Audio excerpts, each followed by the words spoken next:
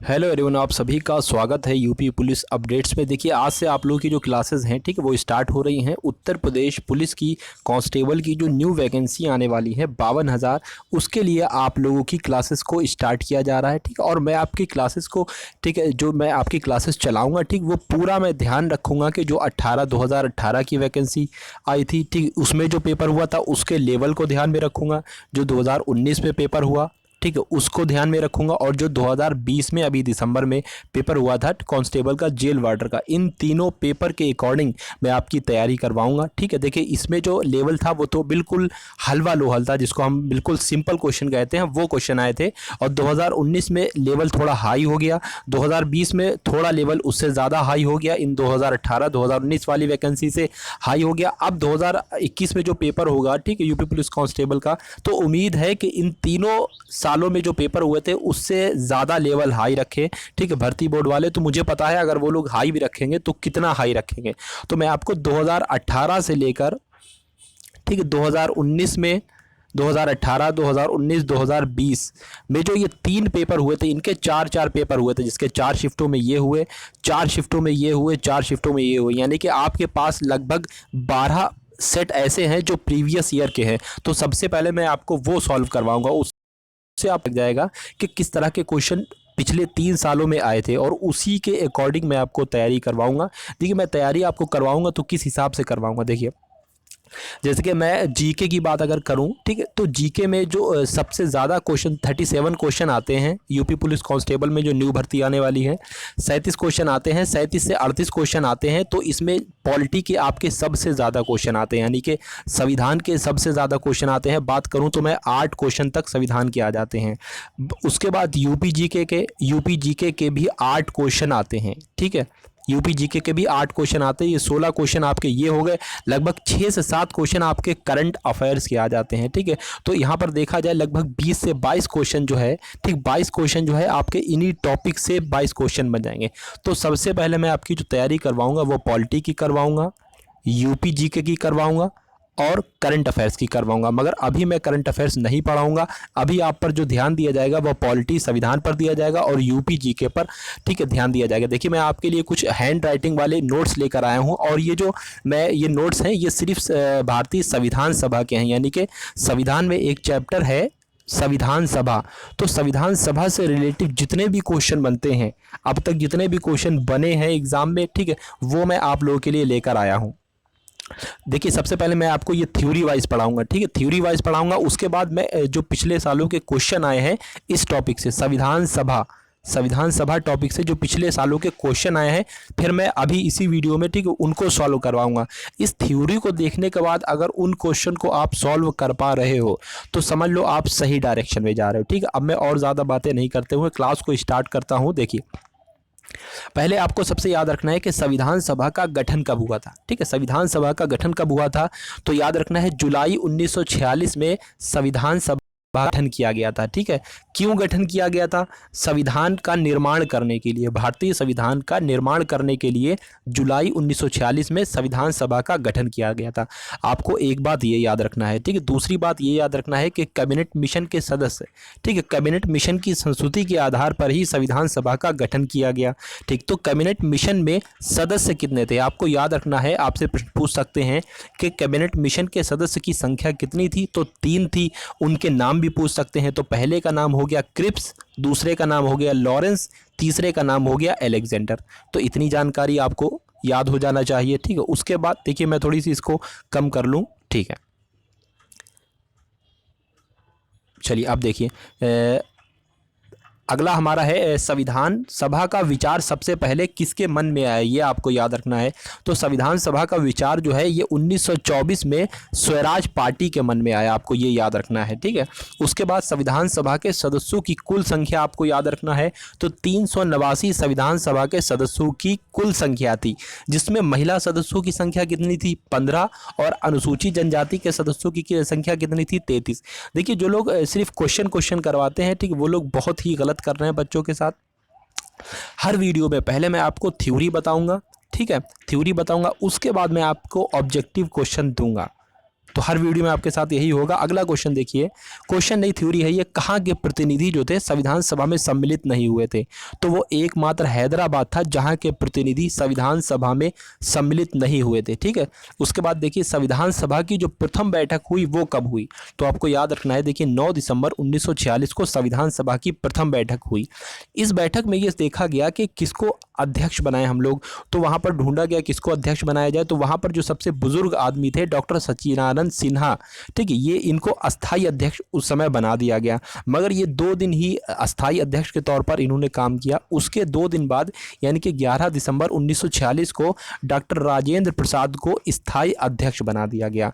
तो आपको ये 2 बातें याद रखना है। अगला क्वेश्चन देखिए, क्वेश्चन नहीं, अब ये जितनी भी समितियां हैं, सॉरी समितियां नहीं है, यानी कि जब भारत आज़ाद हुआ 1947 में, तो जो सबसे पहला मंत्रिमंडल था, जिसके अब मंत्रिमंडल है, ठीक है, जिसके आपके राष्ट्रपति कौन है, रामनाथ कोविंद हैं, और उपराष्ट्रपति कौन है, वेंकैया नायडू है, ठीक है, इस तरह से आपको। तो जब जो सबसे पहली मंत्रिमंडल थी 1947 में, तो उस समय प्रधानमंत्री कौन था?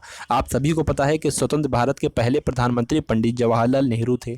आपसे क्वेश्चन ये भी पूछा जा सकता है, जो सबसे पहली मंत्रिमंडल थी या स्वतंत्र भारत के पहले गृह मंत्री कौन थे? तो क्या आपको याद रखना है, सरदार वल्लभ भाई पटेल।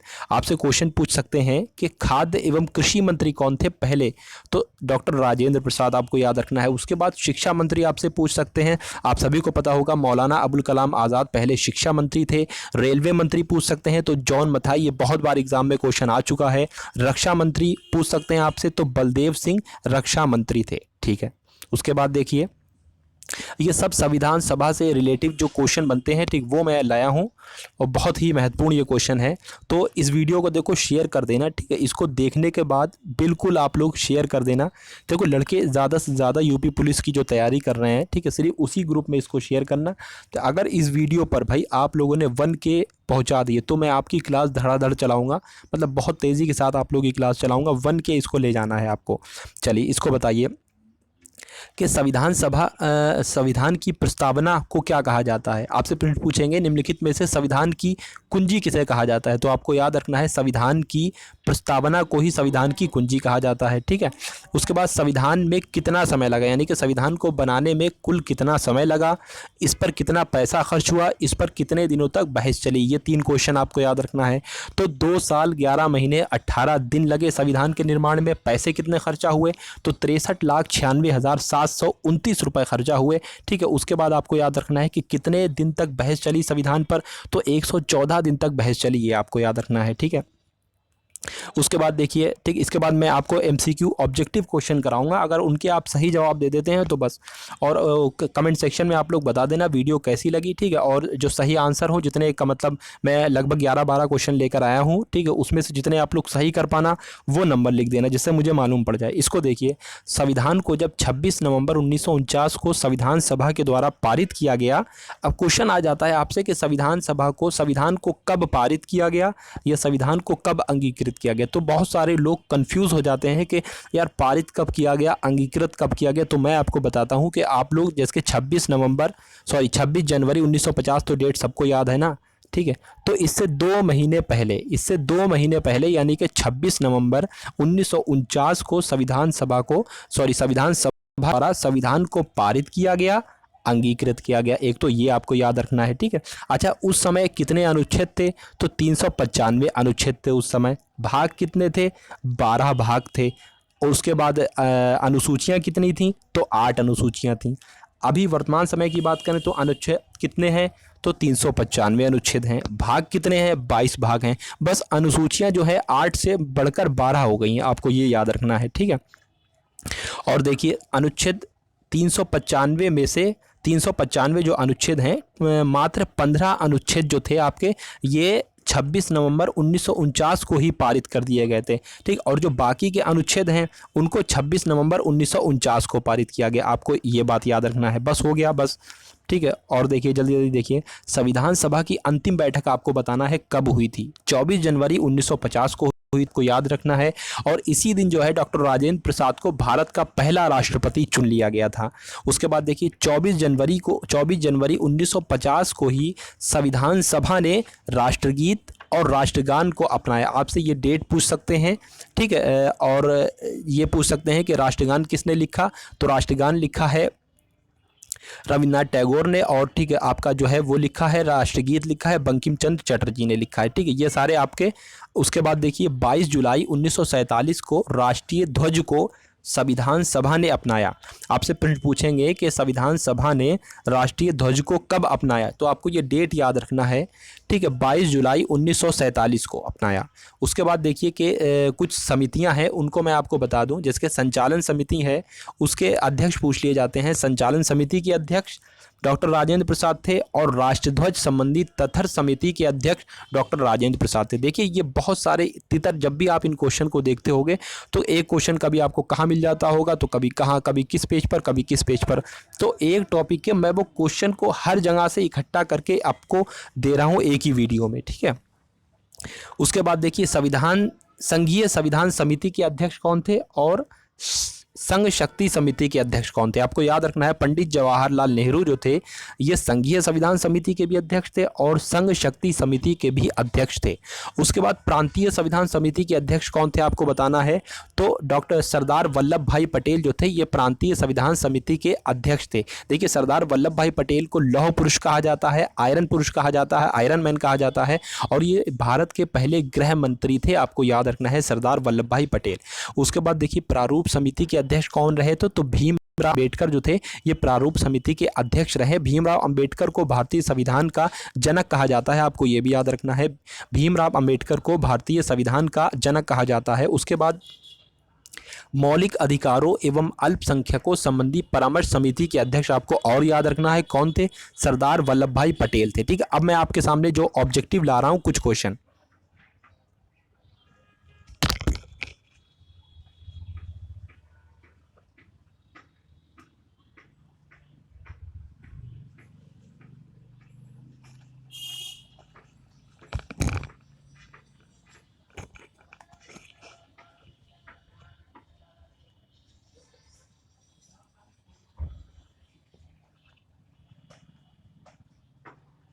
चलिए इसको देखिए जल्दी से, आप इसका आंसर बताइए। अगर आप लोगों ने ये जो मैंने थ्योरी कराई है, जितनी बातें बताई हैं थ्योरी में, अगर इनको आपने सही ढंग से देखा होगा, ठीक है, इनको याद कर लिया होगा, तो इन सारे क्वेश्चन के आंसर आप लोग दे दोगे। इस तरह से आपकी सही तरह से तैयारी हो जाएगी, ठीक है। संविधान सभा में किस देशी रियासत के प्रतिनिधि ने भाग नहीं लिया था, तो मैंने आपको बताया था हैदराबाद एक ऐसी देशी रियासत थी, यानी कि हैदराबाद एक ऐसी जगह थी जहां के, ठीक है, जहां के प्रतिनिधियों ने संविधान में भाग नहीं लिया था। अगला क्वेश्चन देखिए, भारत का संविधान लागू हुआ, संविधान कब लागू हुआ, तो सबको पता है 26 जनवरी 1950 को संविधान लागू हुआ। अगला क्वेश्चन देखिए, भारत के संविधान का निर्माता किसे कहा जाता है, ठीक है, ये भी मैंने आपको बताया था, भीमराव अंबेडकर को जो है संविधान का निर्माता कहा जाता है या जनक कहा जाता है, एक ही बात है। उसके बाद देखिए भारतीय संविधान सभा के प्रथम दिन के अधिवेशन की अध्यक्षता किसने की थी, चलिए बताइए। प्रथम दिन के अधिवेशन की, यानी कि जब लगभग 9 नवंबर 1946 की बात है, जब भारतीय संविधान का प्रथम दिन हुआ था, ठीक, तो डॉक्टर सच्चिदानंद ने अस्थायी तौर पर, ये अस्थायी अध्यक्ष, ठीक है, उसके 2 दिन बाद किसको अध्यक्ष बनाया गया था, डॉक्टर राजेंद्र प्रसाद को अध्यक्ष बनाया गया था। उसके बाद देखिए अगला क्वेश्चन, भारत की संविधान सभा गठित करने का क्या आधार था, ठीक है, इसका आंसर बताइए। तो मैंने आपको बताया था वीडियो के स्टार्टिंग में, कैबिनेट मिशन की संस्तुति के आधार पर भारतीय संविधान सभा गठित की गई, ठीक है, और इसके 3 सदस्य थे। कौन कौन थे, देखिए एक क्रेप्स थे, ठीक है, और लॉरेंस थे, और एक अलेक्जेंडर थे। चलिए अगला क्वेश्चन देखिए, ठीक है, मैं वीडियो को ज़्यादा लंबा नहीं करना चाहता हूँ। 1942 में किस योजना के तहत ये स्वीकार किया गया कि भारत में एक निर्वाचित संविधान सभा का गठन हो जो युद्धोपरांत संविधान का निर्माण करेगी, चलिए इसका आंसर बताइए। ऑप्शन नंबर ए इसका सही हो जाएगा, ठीक है, ऑप्शन नंबर ए इसका सही हो जाएगा। अगला क्वेश्चन देखिए, भारतीय संविधान को अपनाया गया, किसके द्वारा अपनाया गया, संविधान सभा द्वारा, गवर्नर जनरल द्वारा, ब्रिटिश संसद द्वारा, या भारतीय संसद द्वारा, तो इसका सही आंसर ऑप्शन नंबर ए हो जाएगा, संविधान सभा द्वारा। अगला क्वेश्चन देखिए आप लोग, भारतीय संविधान सभा की संघीय शक्ति समिति के अध्यक्ष कौन थे। देखिए मैंने आपको बताया था कि संघीय शक्ति और ठीक है, इसके अध्यक्ष कौन है? पंडित जवाहरलाल नेहरू इसके अध्यक्ष थे और ये स्वतंत्र भारत के पहले प्रधानमंत्री थे, आपको ये भी याद रखना है। सरदार वल्लभ भाई पटेल जो है लौह पुरुष थे, इनकी गुजरात में प्रतिमा बनाई गई है, ठीक, गुजरात के अहमदाबाद, और ये भारत के पहले गृह मंत्री रह चुके हैं। ये भीमराव अंबेडकर जो थे ये भारतीय संविधान सभा के जनक कहलाए जाते हैं। अगला क्वेश्चन देखिए, भारतीय संविधान सभा की संघीय शक्ति समिति के अध्यक्ष कौन थे? पंडित जवाहरलाल नेहरू। उसके बाद देखिए, संविधान सभा में उद्देश्य प्रस्ताव किसने प्रस्तुत किया? डॉक्टर सच्चिदानंद सिन्हा ने, भीमराव अंबेडकर ने, पंडित जवाहरलाल नेहरू ने, आचार्य JB कृपलानी ने। देखिए, उद्देश्य प्रस्ताव जो पारित किया गया पंडित जवाहरलाल नेहरू के द्वारा उद्देश्य प्रस्ताव को पारित किया, आपको याद रखना है। अगला क्वेश्चन देखिए, संविधान सभा की प्रारूप समिति के अध्यक्ष कौन थे? प्रारूप समिति के अध्यक्ष आपको बताना है। चलिए, प्रारूप समिति के अध्यक्ष भीमराव अंबेडकर थे, ठीक है। देखिए, क्वेश्चन इतने ही थे। संविधान सभा का जो चैप्टर था वो आपका हो चुका है कंप्लीट। अब जैसे मान लीजिए संविधान में पॉलिटी में कुछ टॉपिक हैं आपके, तो इसी तरह से मैं हर एक टॉपिक का पहले थ्योरी आपको कराऊंगा, पहले मैं आपको थ्योरी कराऊंगा, उसके बाद मैं आपको उसके MCQ जितने बनते हैं अलग अलग बुक में से, बहुत सारी किताबों में से जितने उस टॉपिक के MCQs बनते हैं, प्रीवियस ईयर क्वेश्चन है, ठीक है, वो मैं आपको एक ही वीडियो में ये अवेलेबल करा दूंगा, ठीक है। और देखिए, हिंदी की आप फिक्र कीजिए ना, हिंदी की वीडियो भी बहुत जल्दी आ जाएगी, ठीक है। मगर आप अब एक काम कीजिए कि इस वीडियो को शेयर कर दो, ठीक है। 1 के इस वीडियो को कर दो, इस पे 1 के व्यूज़ कर दो, क्योंकि व्यूज़ अगर ज़्यादा नहीं आएंगे तो मुझे पढ़ाने में मज़ा नहीं आएगा, ठीक है। ज़्यादा से ज़्यादा इस ठीक है टेलीग्राम ग्रुप से आप लोग जुड़ जाएं। इसका मैं देखिए, इसका मैं आपको देखिए व्हाट्सअप ग्रुप का लिंक जो है, ठीक, व्हाट्सअप ग्रुप का लिंक न्यू वैकेंसी का, वो मैं व्हाट्सअप ग्रुप का लिंक इसके डाल दूंगा, या इसको मैं पिन कर दूंगा, कमेंट बॉक्स में पिन कर दूंगा। वहां पर जाकर, ठीक है, आप लोग जो हैं, ठीक है, ग्रुप से ऐड हो जाइएगा। वहां पर मैं इसकी PDF डाल दूंगा, इसकी PDF वहां पर मैं अवेलेबल करवा दूंगा। ओके, चलिए, ठीक है।